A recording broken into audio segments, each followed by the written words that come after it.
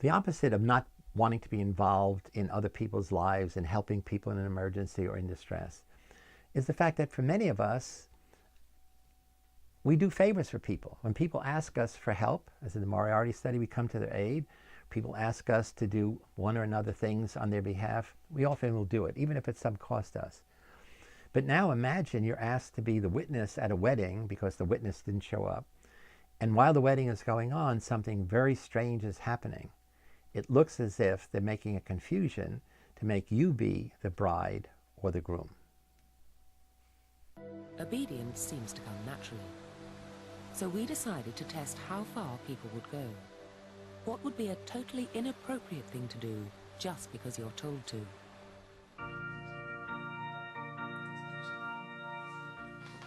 We asked Charlie to help us make a wedding video with a difference. The happy couple are actors.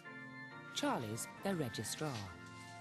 All we need now is a witness, and here she comes, an unsuspecting member of the public fetched off the street. Could I have your full name, please? Yeah, Margaret Richardson. Margaret's offered to bail out the bride and groom, who've supposedly been let down by their friend. What she doesn't know is that Charlie's going to make a mistake. Quite a bad one. It is my duty to remind you of the solemn and binding character of the ceremony of marriage. Now, could I ask you, please, to repeat after me? I do solemnly declare... I do solemnly declare... that I know not... that I know not... of any lawful impediment... of any lawful impediment... why I... Margaret Richardson. Margaret Richardson. Yes. Repeat the name, please. Margaret Richardson. May not be joined... may not be joined... in matrimony... in matrimony... to Peter Roy Edmonds. to Peter Roy Edmonds. Probably initially I thought something was wrong when I started to actually say the vows. And then I really realised something was wrong when I began to place the ring on the finger. Place the ring on his finger. I suppose I was just standing there and everybody seemed to be in agreement with what was happening. And I was just told to do it. And for some reason I just did. Perfect. So did Eric Taylor. And could you repeat after me? I call upon these persons here present... I call upon these persons here present... to witness that I... to witness that I... Eric Taylor... Eric Taylor... do take thee... do take thee...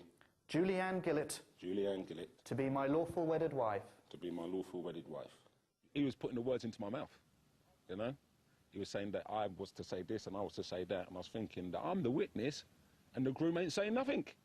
Do take thee... Sorry? do take thee... To take thee... Peter Roy Edmonds...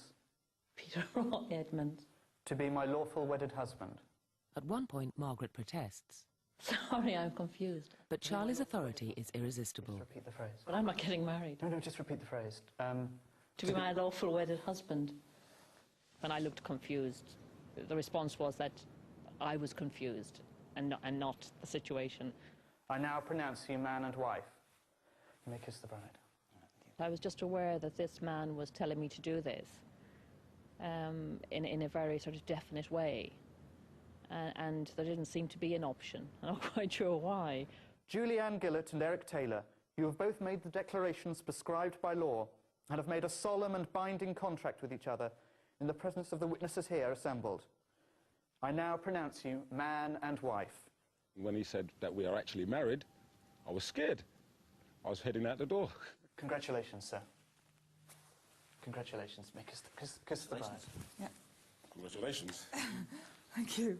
All right, is that me? Thank you. Yes, you're now married. Well done. Mr. and Mrs. Taylor. Yeah. You two are married, are you? Oh. I'm the witness. Ah. I thought there's something carry wrong here. Oh, you did put the ring on the... Yeah, but I thought I'm the witness. Ah, I have married you together. Is this going to be a problem? Oh, yeah. Well, why do they go along with it? It isn't as though he's wearing a uniform this time.